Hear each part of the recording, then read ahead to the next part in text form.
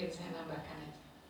Pak Cahyo itu dulu rekan ya, rekan.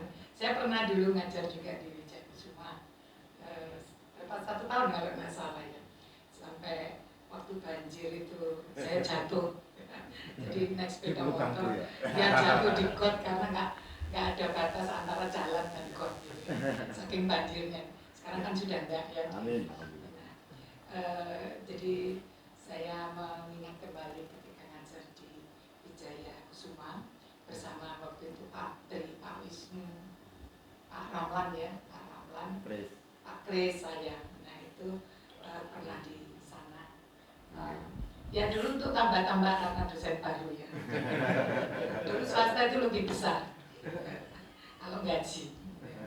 Nah itu yang mungkin mau saya tambahkan sedikit mengenai bahwa memang betul prodi S1 ilmu politik itu sudah hampir 40 tahun kalau tidak salah ya, hampir 40 tahun, dan kita memang kemarin akreditasi terakhir itu di tahun 2022 itu kita hanya dapat nilai A aja ya, jadi belum keunggul.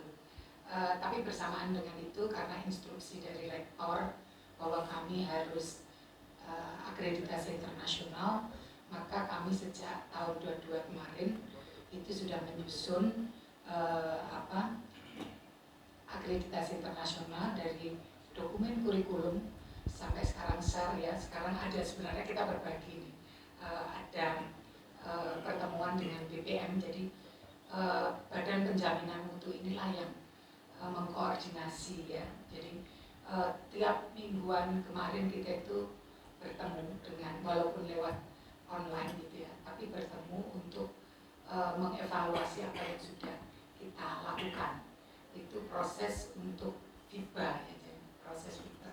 Jadi kita submit itu Oktober ya Pak ya. Oktober itu submit.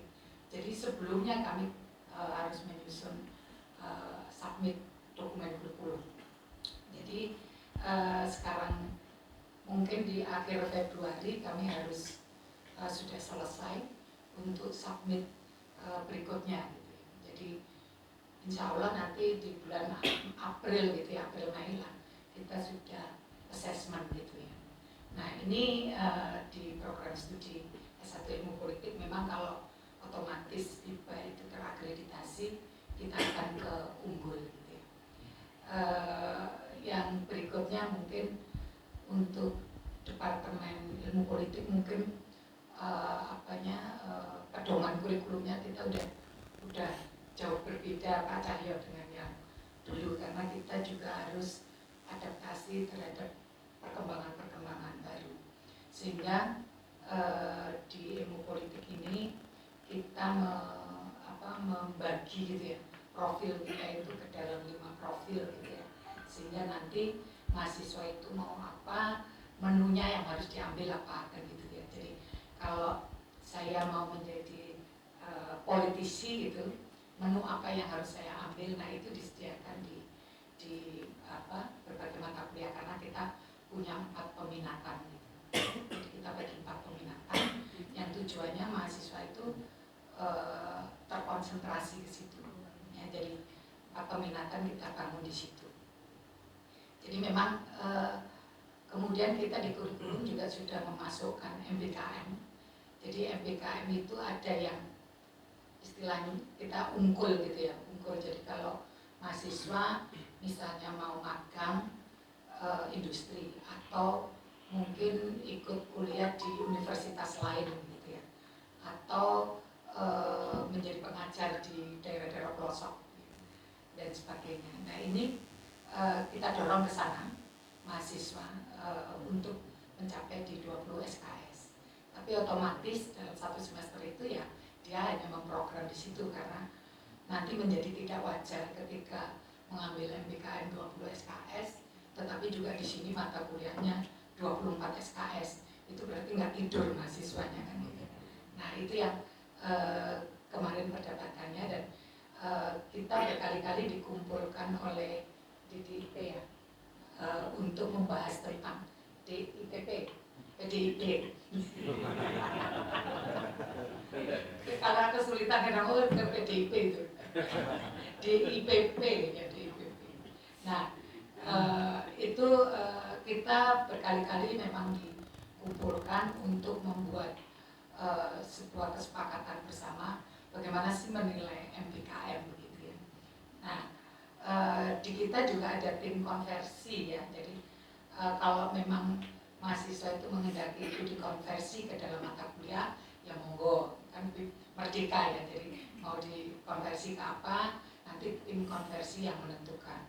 Atau kalau nggak mau dikonversi ya unggul 20, misalnya saya magang industri ya sudah magang gitu ya, magang industri, nanti di sertifikatnya aja keluar beberapa apa item-item tertentu gitu ya. Nah itu di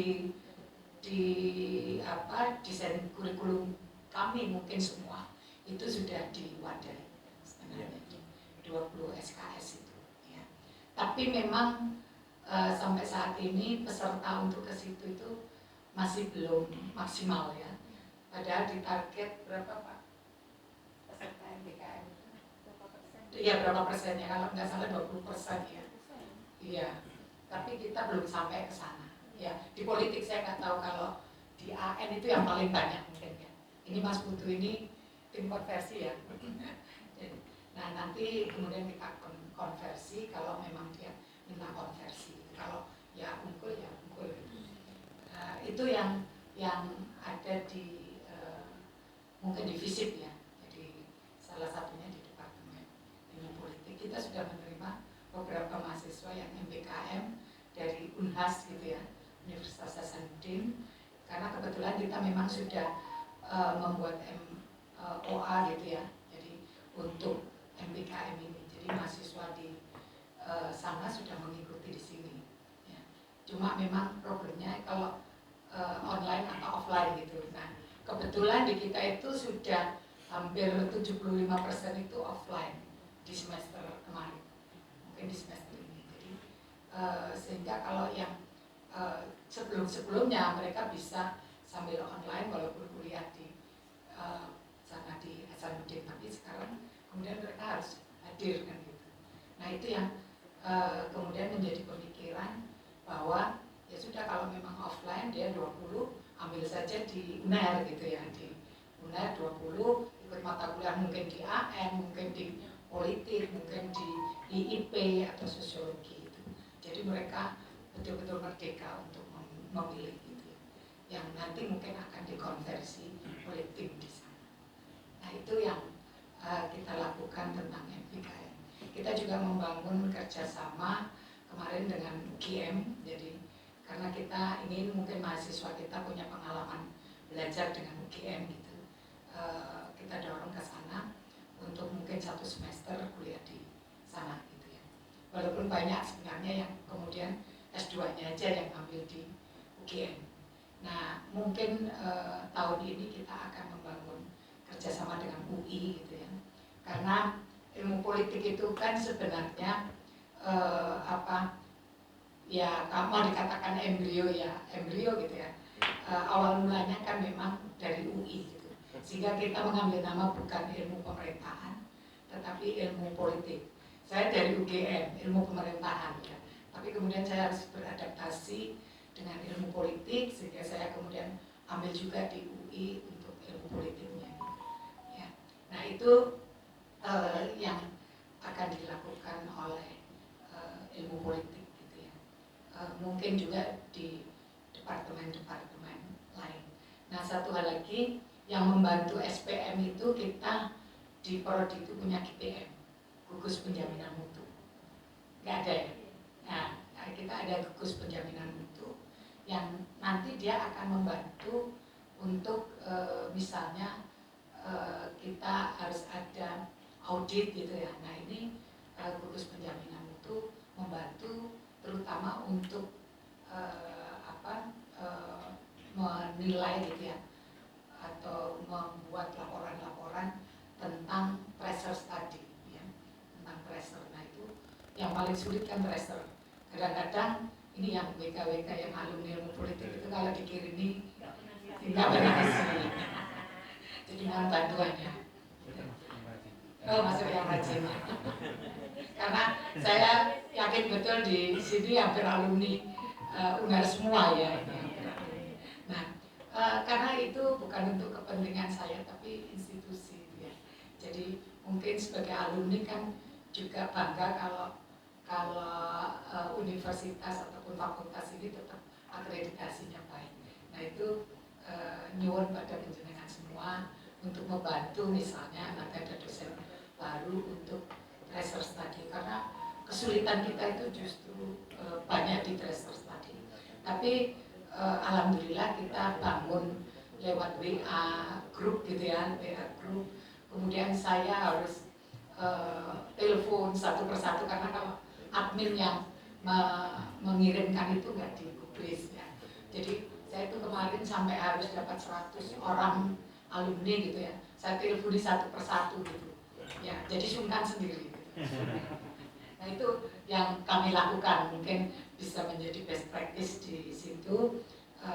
Memang harus kerja keras ya. Jadi untuk tracer itu yang paling susah. Kemudian karena tracer itu kan menyangkut dengan user juga gitu ya, pengguna. Iya, pengguna. Nah itu karena kita di sini juga sudah ada lembaga yang mengkoordinasi tentang tracer gitu ya untuk kepentingan akreditasi baik internasional maupun yang nasional. Jadi apa lembaga namanya Pak? PP. Saking banyak namanya PPKK. BPKKA ya, BPKKA itu yang selalu mencari men-tracer, termasuk mereka membuka ini ya, membuka pelatihan-pelatihan yang diberikan kepada mereka yang akan lulus gitu ya, sehingga termasuk pelatihan kewirausahaan juga gitu ya, sehingga mereka lulus itu punya bekal macam-macam. Jadi bagaimana membangun kepercayaan diri dan sebagainya itu DPKKA. Nah ini yang membantu kita, ya, yang membantu kita. Jadi bahkan mungkin di fakultas nanti yang bisa menjelaskan Pak Mutakin, ya, yang kebetulan ketua SPM. Mungkin dari kami itu saja ya. Mungkin satu lagi ya. Ilmu politik di dalam kurikulumnya kita sudah mengadopsi tentang pentingnya IT ya, teknologi digital, sehingga di mata kuliah kita mungkin ada 4 yang kaitannya dengan digital. Ya, jadi politik digital, demokrasi digital, big data dalam politik gitu ya. Nah itu sudah kita adopsi di sini. Ya. Nah ini nanti pakarnya, big data itu Pak Indro ini. Oke, terima kasih dari saya.